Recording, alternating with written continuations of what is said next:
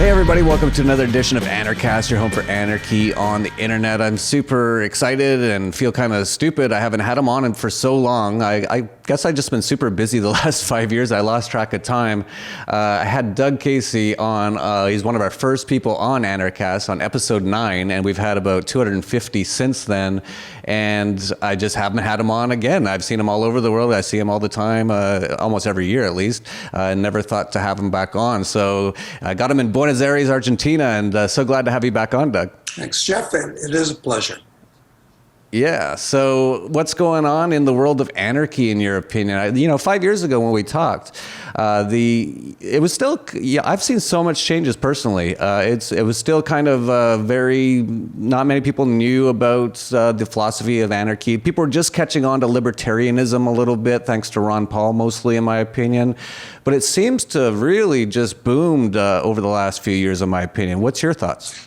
Well, you got to remember that I became an anarchist in 1971 when I read a book called The Market for Liberty by Morris and Linda Tannehill.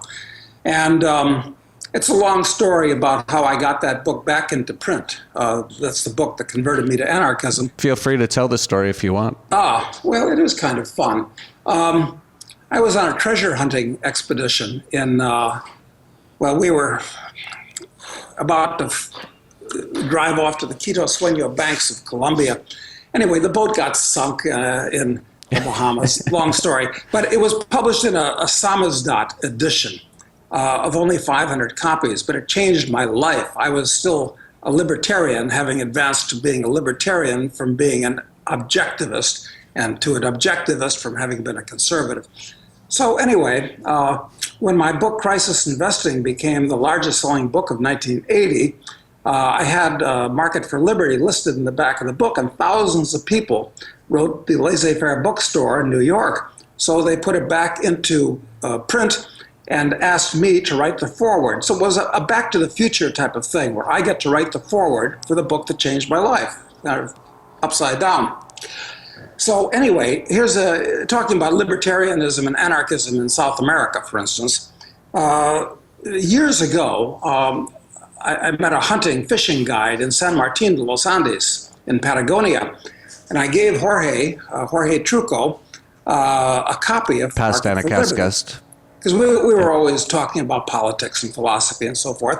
He read the book, it changed his life, and he translated it into Spanish, and he had it published in Argentina. 5,000 copies have been sold.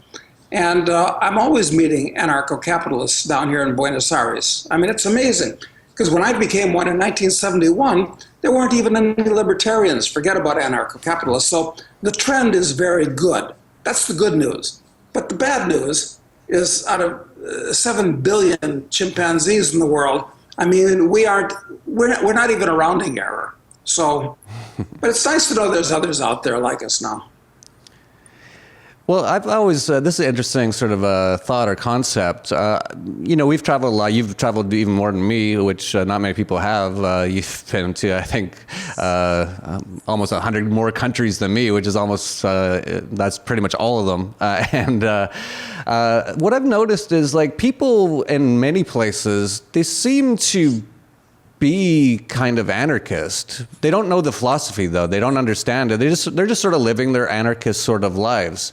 So in that, if you agree with me on that, and let me know if you agree on that. If you do, then there's a lot more than just a rounding error.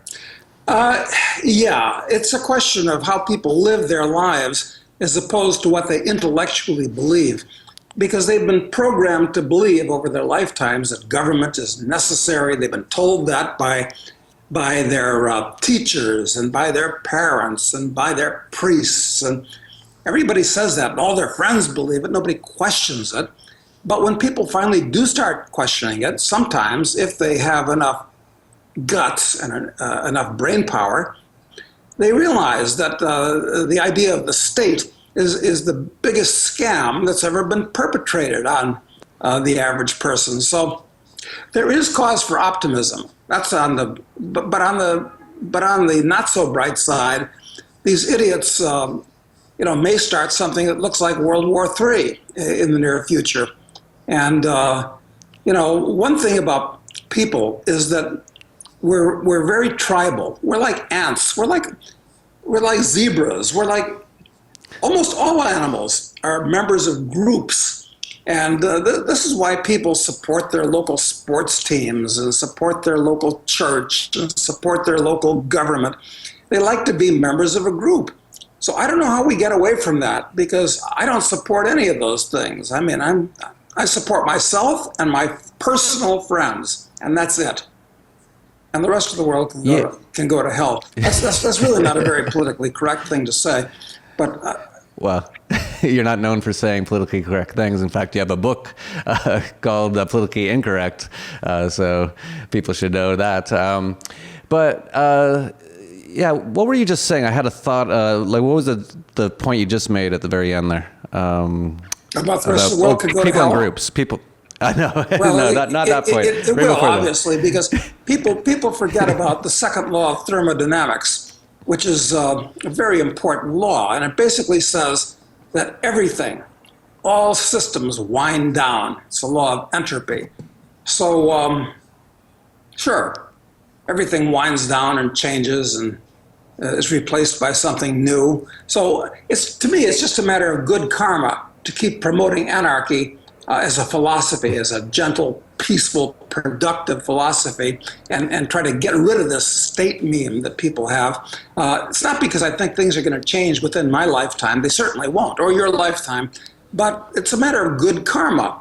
I mean, on the off chance that we're reincarnated, I'd rather come back into a world that's marginally better than this one. And this world is so screwed up when you look at the news and the U.S. elections, everything. You know, I'm forced to believe that we're living on a prison planet, and we've all been sent here for some type of major felony that we've created someplace else in the universe. Definitely possible. It seems that way sometimes, for sure. You brought up earlier that you think government is the biggest scam ever perpetrated on humanity, and I would generally agree with that. Yeah, I think I would agree with that completely. And then the second biggest, probably in our lifetimes for sure, is central banking is the other biggest scam I can think of, which is only possible through government. But I'm wondering, because I'm seeing so many changes, and maybe you mentioned you're seeing it, but this is what I do, so I'm paying attention all the time, and you can have that problem where if that's all you pay attention to, then it seems like everything's all happening. But it does really seem like something is really happening. A lot of people are waking up, and it's definitely not going to change overnight or in a year or two or anything like that. But I just really get the sense that, and you mentioned that systems always have entropy and they always end up dying, and anarchy isn't really a system. So maybe this system is close to death, and we talk about that all the time. I just had you on the Dollar Vigilante. If people are interested in the financial aspects of these things, just check it out. I just had Doug on that channel. But you were mentioning that we're pretty close to a lot of these systems dying. Maybe you're just not a very hopeful person, or you don't think it's all going to work out and everything's going to be good. Well, you know, I like to be optimistic about things, despite the fact that we're all going to die and so forth. Nobody gets out of here alive. So ultimately, what's the cause for optimism if you know that you're under a death sentence? So I don't know. These cosmic problems are very hard to deal with.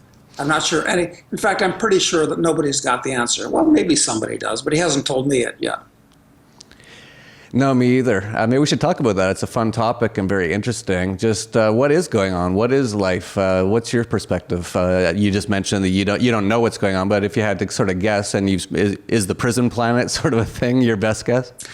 Well, you know, I'm and I should put, let me just make one more point there too, because I do hear this a lot, that people say everything's so bad, but every time someone's saying it, is a person like you who's sitting in Buenos Aires. You probably got a nice what's the nice white wine down there that we always drink? Charantes. You probably got one sitting off to the side for a little bit later. You're probably going to go smoke a cigar. It's only 2:45 in the afternoon, so I don't start drinking until dinner time. Okay. Well, still, in a couple of hours, you can have a nice Charantes. Yeah. You're probably going to smoke a cigar, have a nice meal, and then you're saying how bad things are. So, you know, everything's got different sides to it, doesn't it? Well, look, on the one hand, yeah, things look bad, but you know, if since if people had not been believing in this ridiculous meme of government, we'd already have colonized the outer planets of the solar system. For all I know, we might have broken through into something to allow us to colonize the stars. I mean, so government has held us back tremendously, and I resent it personally, because if we'd broken away from the stupid meme of the state and government at the start of the Industrial Revolution, maybe we would already be able to have life extension that would allow us to live for hundreds of years or live forever. I mean, maybe technology would have allowed us to have already done that, but it hasn't. And I attribute that to the state and the tremendous destruction that it's caused and lack of progress. So I take it personally, my war against my enemy, the state, for that reason. I mean, I could be roaming the universe right now in a magical rocket ship with the technology. It might take us 100 or 200 years to develop, but they've kept it down. Maybe we won't develop it. Maybe they'll start World War III and we'll fall back tremendously. Anything's possible, but the state is the most evil thing in the world today. There's nothing even in second place. Well, the church is in second place, obviously. But the church sort of is, in a way, a form of the state, though, isn't it? It sort of was essentially the same as the state for most of its existence. Sure, and the same kind of people go to work for both of these entities. And it's not that I'm against religion, per se. Let me define religion, though. That's important. I consider a proper definition of religion to be the search for a possible spiritual existence or spiritual meaning to life. Now, I don't know for sure whether it's there or not. I kind of think it is, but that's what religion is. It's to find these things, but that's not what most people think of as religion. They worship, you're supposed to worship some god or some person they give you and follow the dictates of some ancient tribal book that was written 2,000 years ago by primitive people. I resent the conflation of ethics with religion. That's one of the things I like about the ancient world, is that religion was one thing. It was giving cult and respect to the gods, who they couldn't prove existed any more than we can prove that Jesus or Allah or Yahweh or any of these other things exist. But ethics was a subject of philosophical inquiry, not religious inquiry, two separate things. And, earlier we were talking before this show started about the law, and you mentioned Aleister Crowley's, or Crowley is the correct way to pronounce that, actually, what was the quote from him? It was that, the whole of do the it law as shall thou do as thou wilt. wilt. Yes. And I think that's absolutely correct. You don't need the 10 Commandments. I can't even remember the 10 Commandments. And most of the 10 Commandments are basically bullshit. I mean, I'm thy God. Who's talking here? I am thy God. Is it Allah or Yahweh that's talking? Or maybe it's Jesus or the Holy Ghost, whatever happened to him. Forget about the 10 Commandments. I mean, I don't think they're even worth talking about. To me, there's only 2 great laws. 2 is easy to remember. 10 is hard to remember. All the laws in a law library, it's impossible for anybody to even read them, remember them. So here's what you need to know about ethics. There's only 2 laws. 1, do all that you say you're going to do. And 2, don't aggress against other people or their property. That's easy. Now you can say, oh, I didn't know that was against the law. Well, if you can't remember those 2 things, you're probably not even a human. So, but then I thought about it, and I thought that, maybe 2 is even too many to remember. So that's why I like what Aleister Crowley said. He said, the whole of the law shall be do as thou wilt.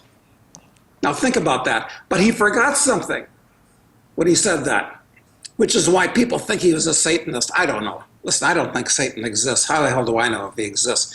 It's as likely Satan exists as Ahura Mazda or Allah exists. I mean, they're all fictions.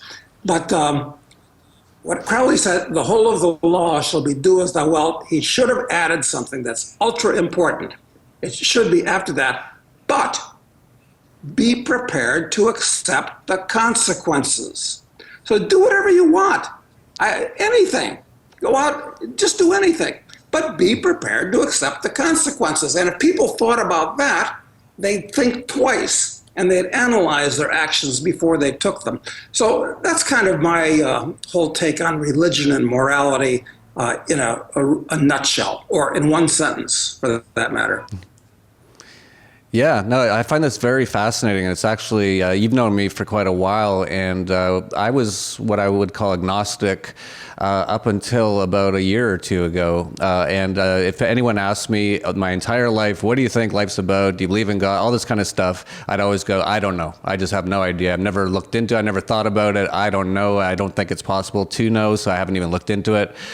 But then I went through a number of things, and I went down a path, and I began to get more spiritual, and I began to realize that there's definitely something more to life than what we see. I think you would probably agree with that, wouldn't you? That there's more going on here than just what we can see here. I have no proof. Right. I have no proof. No. But I've also had experiences that make me think that perhaps I'm just inhabiting this body. So I don't know. Mm-hmm. It's just a conjecture on my part, but it seems real. Well, that's another whole sort of angle I've been going down, is realizing that, yeah, we are different than our mind and our body. We're essentially just inhabiting these things, is sort of my opinion. And that's when you get down into this meditation sort of stuff. And then I've been going into these psychedelics and going deep and trying to find sort of answers. And I actually have been finding some. So it's been an incredible journey for me personally. And so I'm very interested in this topic, and talking to someone like you who's so interesting and knowledgeable about all these things. It's a very interesting topic. I've got to try ayahuasca, which I know you've tried, and you found it very enlightening, and a bunch of these other similar type drugs, to see, whether they help open some pathways, help you discover some things, help you, perhaps you might say, get out of your body. Well, that's the thing. It sort of enables you to get outside of your ego, yourself, and in a good way. You're still completely there, but you don't have that, because a lot of the emotions and stuff. So if you think about, if you're trying to go back and look at your life and think about things, your emotions play such a big part into it. So when you think about something bad that happened, all of a sudden these blockages come in, and you don't even realize it. Yes. So I've done ayahuasca twice. We actually did it at the most recent in Acapulco, which unfortunately you couldn't make it to. No. I sure hope you can make it to one of them, of the upcoming ones. It's really turning into something quite special. I hate large groups, quite frankly. I know you do. I'm sure it's going to be a lot of fun next year. Yeah, I hope at some point we can just get you in just to see it a little bit. You don't have to hang out too much. I just want you to see what's kind of building around all this stuff. How many it's really people interesting. Did you have, Jeff? It was about 500 this year. That's pretty good. Yeah, it was about double last year, and but it really seemed to catch its own sort of identity this year. It seems like it's just going to grow amazingly now, which will be really interesting. And people every single person who came said they're coming back, so that's pretty good turnout. Actually, a lot of people just stayed here.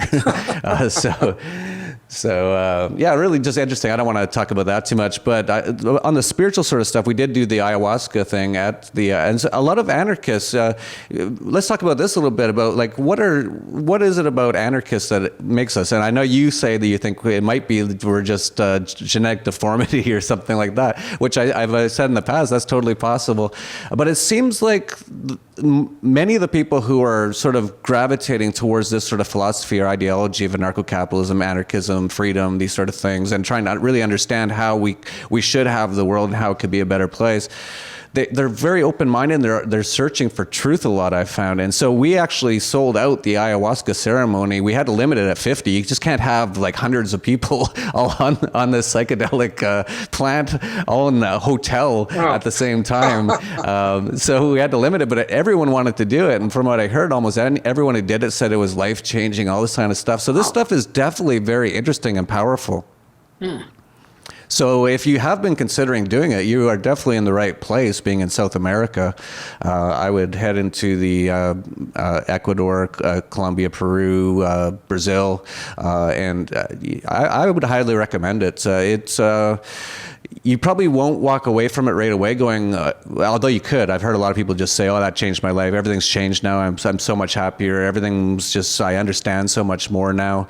But I walked away from the first two just going, I don't know what the hell happened. That was horrible and weird and strange and torturous. But I did, after many months, it's amazing. I don't know how to describe it. It seems like you're talking to the universe. The universe is telling you, whatever the universe, God, whatever it is sort of communicating with you and giving you advice. And it's advice that you might not even understand right off the bat. And after months and months of thinking about it and going through different things, you start to understand. It's really quite amazing. Yeah, I can see what you're talking about. And since I'm completing my second novel, first one's not published, second one's not published yet either, but I'm not worried because I've got 6 novels, and it's called Drug Lord. And it's all about the legal and illegal drug business, how to do it and the morality of it and so forth. So I've got to get some more hands-on experience with things like ayahuasca and peyote and so forth. Yeah, well, most of the it's one more reason, of course, to hate the state because the state is such a suppressive institution.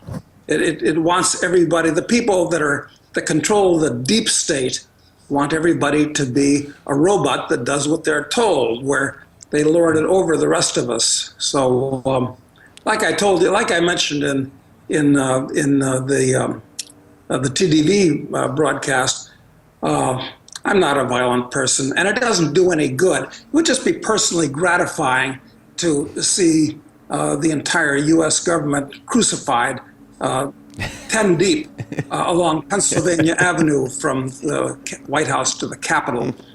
Like I said, it wouldn't solve the problem because the problem is within the psyche of the average human. So just getting rid of these several 100,000 people serves no useful purpose except for some But if it did happen, you'd probably enjoy seeing it. Sure. Oh no, I'd enjoy seeing it, but it's like cutting the head off a hydra. Two heads will grow back in its place. So I don't recommend that as a solution. No, neither do I. But I have had those thoughts because, you see people like what Hillary Clinton did to Muammar Gaddafi, was trying to start a gold-backed currency. This has all been proven now through her emails that she can't seem to control. Sure. That she went in to take him out because he was trying to start a gold-backed African currency. And it was so obvious because the first day after they destroyed that country and just destroyed so many lives and just everything going on today with all these refugees and everything is all caused by all this sort of stuff. The very first day after they attacked Libya, they installed a central bank. So it was pretty obvious what the plan was. Yeah, I don't know if these people are actually planning, but they're so rife with bad ideas that it's just the law of large numbers that when they reach into their bad idea bag, that's going to be one on the top of the pile. That's so true. But getting back to it, so when I saw they actually had Muammar Gaddafi essentially being raped with a pipe and killed on live TV. Essentially, you can find it on whatever on the internet. I actually did watch it. I just figured I hate watching that stuff. It was horrible to watch. But I just figured I should see what actually happened, so I know, so I can figure out how we can stop these things from happening. Not because I like Muammar Gaddafi so much, but because just the heinous destruction of human lives around the world, mostly by the U.S. government. Gaddafi was not a good guy. Neither was Saddam Hussein, and neither is Bashar al-Assad. I mean, they're all criminals, but they're absolutely no worse than the people that are running the U.S. government or any other governments. No difference at all. They're the same personality types. Absolutely, no difference at all. They're just and the average stupid American or citizens everywhere. It's no difference. It's not just the Americans. they get drawn into this, and they say, well, our government says they're bad, we have to support them. This is nonsense. I mean, the first thing you should do first of all, you shouldn't join the military. I mean, look, I was so stupid. When I was 18, I was signed up. I was in ROTC. I was signed up for the Marine Platoon Leaders program.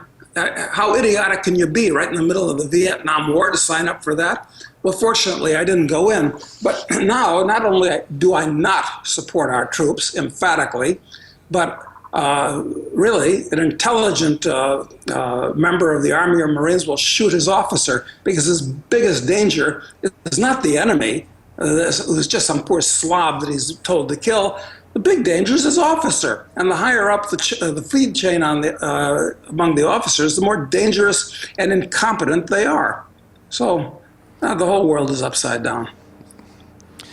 Oh, yeah, totally. And I actually think there's more to it than just stupidity, actually, the more that I do my research, the more that I get deeper into these spirituality kind of things. But I wanted to just go back about the Muammar Gaddafi sort of thing and how you pointed out how you'd like to see them all crucified on Pennsylvania Avenue, Barack Obama and Hillary Clinton and Henry Kissinger and Donald Rumsfeld and Brzezinski and all these guys. I often wonder if I would enjoy seeing that because, these are horrible, horrible people. And I think I'm like you. It's like, I'm not going to try to make it happen. I'm going to try to wake people up so we can get them out of the psyche where they think we need these people and then they won't exist anymore, essentially. But if they did kill them all, I think for a moment I'd kind of smile.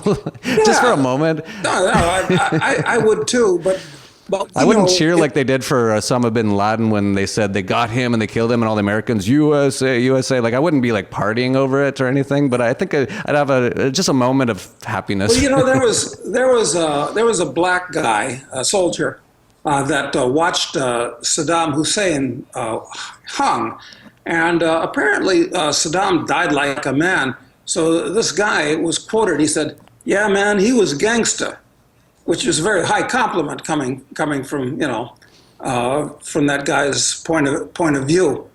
But have you seen the actual video, the hanging?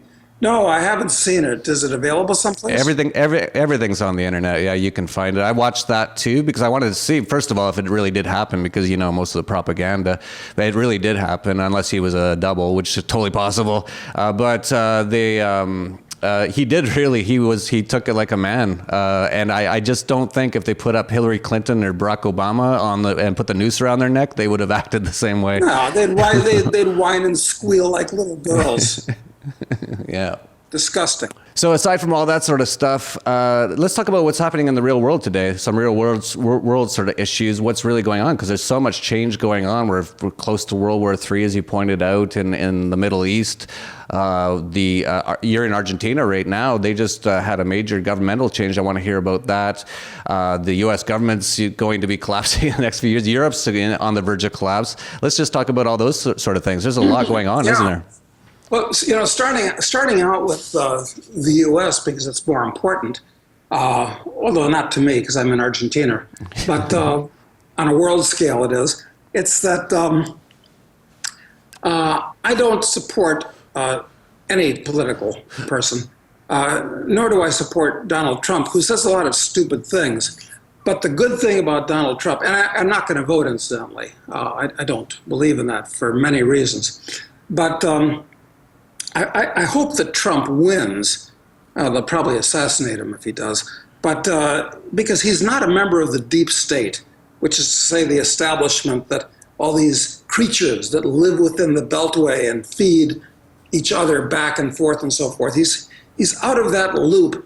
But I think he might win. And the reason I think he might win, and I think it'd be a good thing, even with all the stupid ideas he actually has, he'd still be a huge improvement because he's the least warlike of any of these people, by far the least warlike. The rest of them are almost criminally insane. They're so warlike. So yeah, it's pretty funny, isn't it? Because the Democrats used to be sort of the anti-war, and now it's Hillary Clinton who wants to just bomb everything. No, there's only one party. It's the Demopublican Party, and it's got one that says it believes in the free market, which is a total lie, and one that says it believes in social freedom, which is a total lie. I mean, they're all absolutely criminal personalities that are members of that. So I'm all for Trump, and I hope he wins. The only thing that scares me, and the average person, I think he's going to win. I'll tell you why I think he's going to win. It's because he projects great certainty.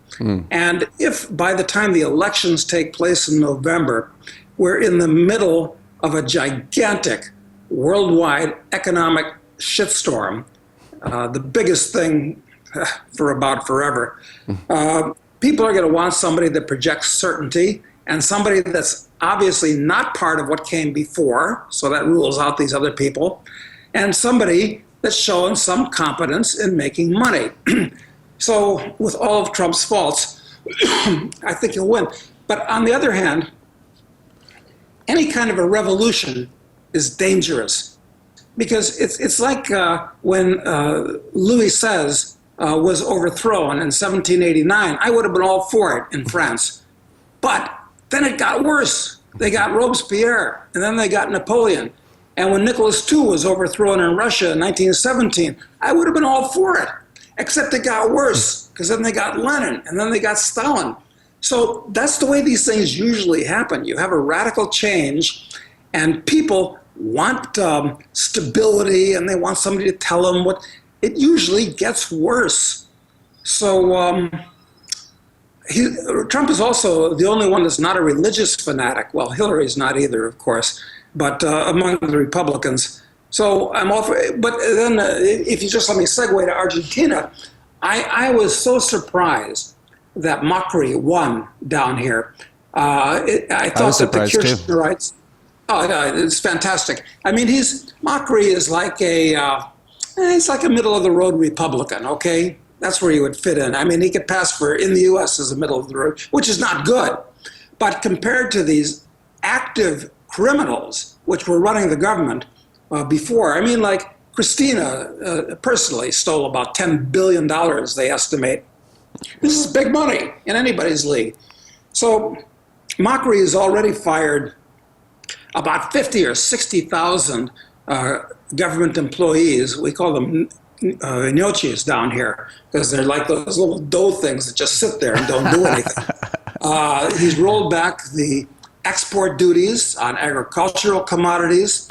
Actually, Argentina's about the cheapest nice country in the world, and it's going to boom, because just these things he's doing domestically are going to make the economy much better. They've gotten rid of the foreign exchange controls, but there's scores of billions Argentines are going to bring back. Foreigners are going to put in scores of billions more. Commodities are at the bottom, and now the Argentine farmers are going to start producing. This place is going to boom. So it's going to go from being one of the cheapest places in the world to an expensive place. And since I got a lot of real estate down here, I like that. That's good. And then in Brazil, the fact it looks like they're going to indict Lula and Dilma and all this. I don't know. Maybe the Latin Americans are going to stop acting like idiots. It's possible, at least for a while. It could happen. Maybe our friend Jorge Truco's translation of The Market for Liberty into Spanish is already working. Maybe some people are waking up. You've got lots of Spanish subscribers and listeners. You ought to make them aware of this book, because it's easier if you're a native Spanish speaker to read something in Spanish than English, obviously. Yeah, we actually have Anarchast in Spanish, and we're trying to grow it even more. And I'm going to be down in Venezuela. We're going to be doing some reporting down there. But it's really, really interesting getting your take on Argentina with you being there. It does sound like it's the place to go at the moment, which is great, because it wasn't for so long. Listen, things have already started changing. Like there's a cafe, a very nice upmarket cafe, about a block from where my apartment is. And I went there the other day to meet somebody, and there were twice as many people there as there typically were in the past. I could hardly find a table. So there's little anecdotal pieces of evidence like that yes, Argentina is actually going to boom. I actually think that's an excellent chance. And since it's so cut off from the rest of the world, chances are good it's not going to be involved in the problems that the rest of the world is going to have with World War III building up and so forth. So I'm happy to be down here, yes. Yeah, absolutely. For people who don't know, Doug's got an amazing estate there. What you could call an expat community, a really large, luxurious place. It's an amazing place. If you're ever in the area, you have to at least just go check it out. It's called La Estancia de Cafayate. And if you end up buying there, just tell them you heard about it through me, and maybe I'll get a commission. I'm an anarcho-capitalist. Got to throw that in. We've got a gym as good as anything in Los Angeles, to give you an idea. I don't know if you even saw that when you were there the last time. Yeah, I was there when it was finished, and it's amazing. It's if you're interested in that sort of thing, you want to get some property outside of the Western world, Europe and the U.S. and things like that. You should be looking at Argentina, in my opinion, at the moment. And then if you're going to go there, definitely check out Doug's place. It's just full of libertarians and anarchists, and mostly wealthy ones, which is really nice too. Yes, because, as much as I love anarcho-capitalists and libertarians, the problem is that most libertarians, they're like Marxists. They talk about money, but they don't have any. So I want to see more rich libertarians. Yeah, me too. And that's actually happening at Anarchapulco. Actually, a big part of it was all these new companies that all these people were starting that are all really doing well already. And of course, things like Bitcoin is an anarcho-capitalist currency. It's a non-government currency, and so many anarchists have been into that since very early. So things are changing. I think there's a thing, I think, in the Bible, the meek will inherit the earth. And to me, anarchists are the meek. We are the people who are nonviolent. We won't aggress against others. And it kind of seems like things are starting to go our way now. So we'll see. I know you're not as optimistic about things as I am, but interesting times. I'm cautiously optimistic, but humanity has got such a bad track record from a moral point of view over the last 5,000 years. I mean, caution is advised. Yeah, absolutely. If you just look at the track record, it doesn't look good, but it does appear things are changing, so we'll see. I want to get back to Trump because this has become a big issue. I don't know, you're not on the internet, you don't even have a phone, so you might not even know, but you're on the internet, but not too much. But the Trump thing has actually become a fairly big topic in the libertarian anarchist community because a number of people who call themselves anarchists have sort of come out and supported Trump and say they support all the things that Trump's talking about, which of course you don't. But it actually has sort of caused a little bit of a ruffle in the anarchist community.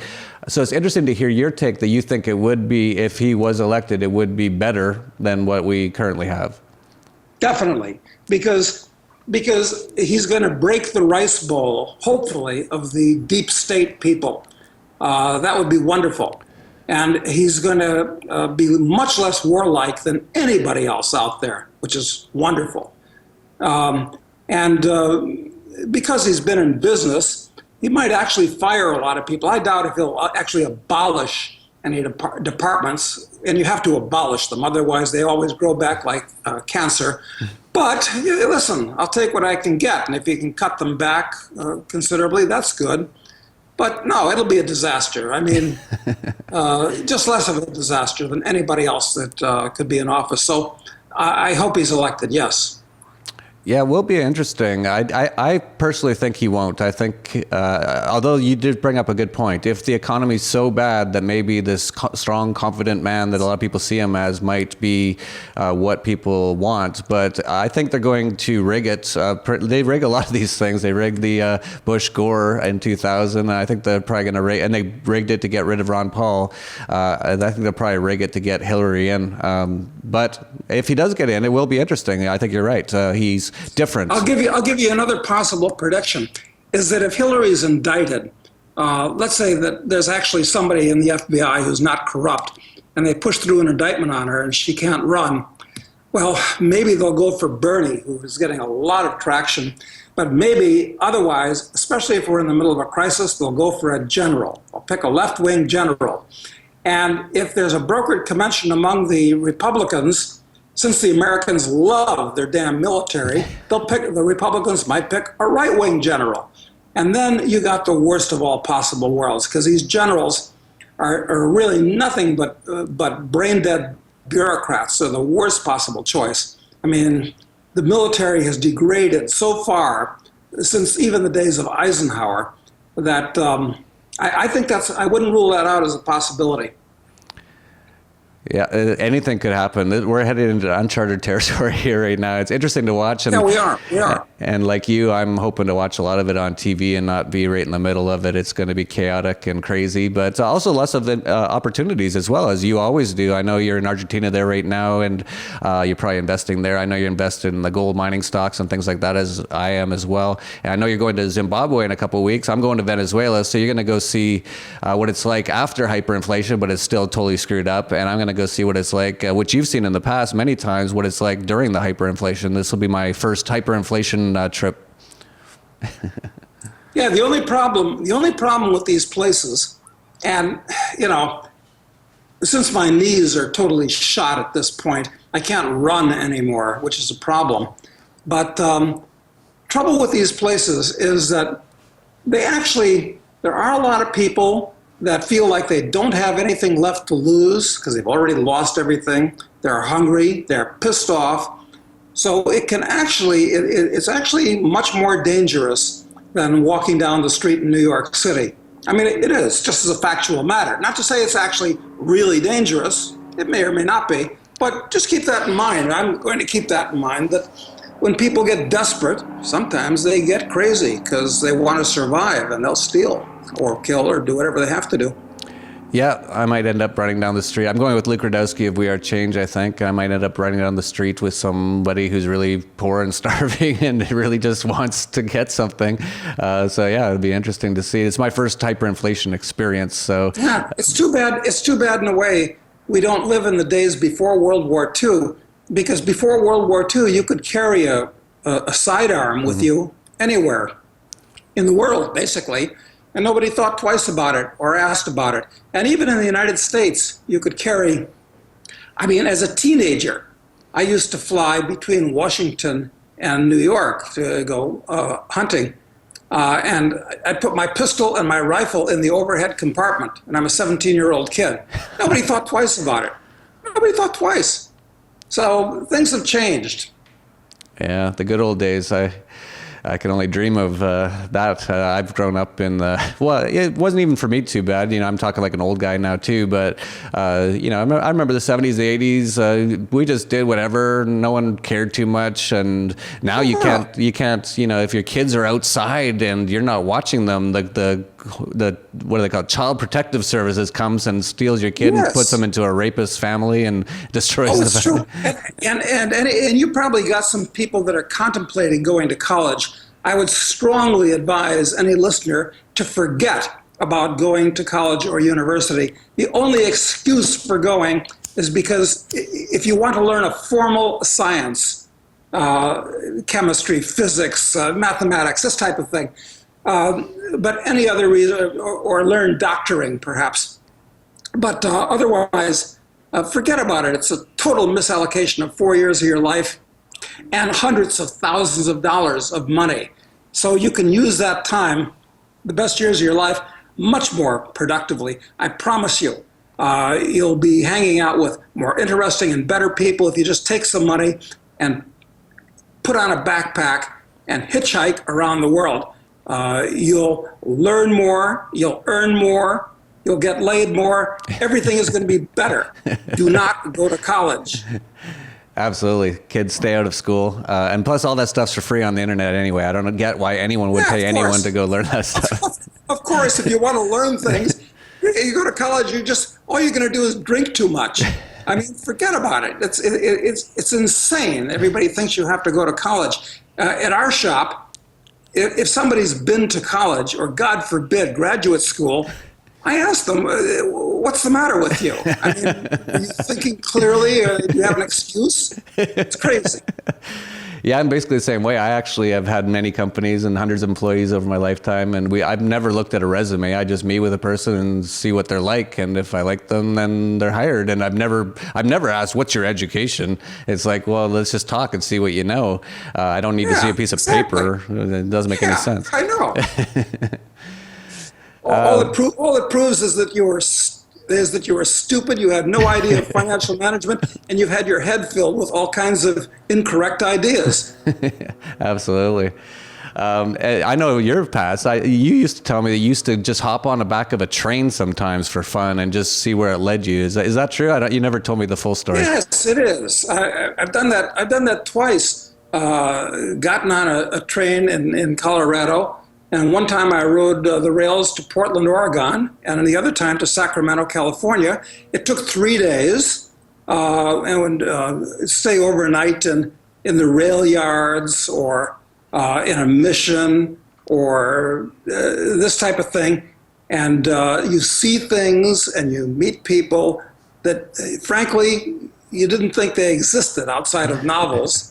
So I recommend it highly. I wanted to do it in China a few years ago, but I thought that would probably be a bridge too far. And a couple of friends of mine tried it, and indeed it was. It's not, riding the rails in China is not like doing it in the U.S. But it's a wonderful experience.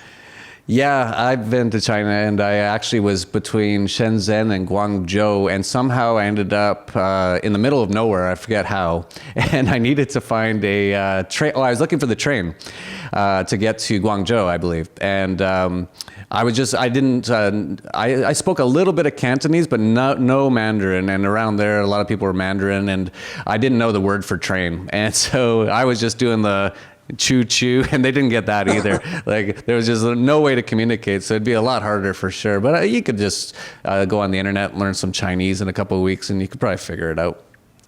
Yeah. What's everyone so scared of anyway? No, absolutely. Like, everyone's so scared to just do stuff or try things, and well, what's wrong with it? No, so it's like Thoreau said, most people live lives of quiet desperation, and then they die in their beds with nothing but regrets at how they wasted their lives.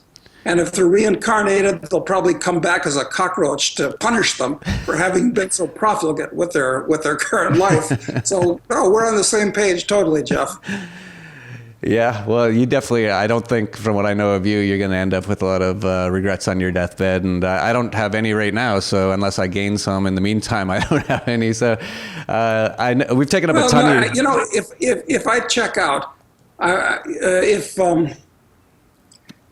like to go out like Ambrose Bierce did, if you're familiar with him. No, I'm not. He wrote the Devil's Dictionary, and he was a Civil War veteran. So that'll give you an idea of the age that he lived in. So he was a Civil War veteran, and he was a fantastic writer. He was an anarchist, and you should look at the Devil's Dictionary, which has wonderful definitions of everything. He's as good as Mark Twain. Huh. But it turned out that when he realized that the end was near, he joined Pancho Villa in Mexico, just because he didn't want to die like a dog in his bed. And he disappeared into Mexico when he was old and was never heard from again. So look up Ambrose Bierce, everybody, and you'll have an interesting story. Yeah, that sounds very interesting. I had you on before this on the Dollar Vigilante, as I mentioned, so I've had you for now almost an hour and a half, and so I should really let you go unless you want to keep chatting. I'm about talked out. Yeah. You probably are too. Well, I could talk to you for hours, but let's just try to do this again Jeff, sometime soon. Why don't we get together again when things start collapsing at the end of the year, probably. Yeah, that sounds good. We can have a little collapse celebration party, maybe down in Argentina. Yeah. Sounds good. Yeah, or in Acapulco, either one. Yeah, either one would be fun. All right. Thanks a lot, Doug, and hopefully we'll have you on again during the collapse later this year. We'll try to hook up. So if you like this, video, please like, subscribe, share down below, and that's it for Anarchast. Peace, love, and anarchy.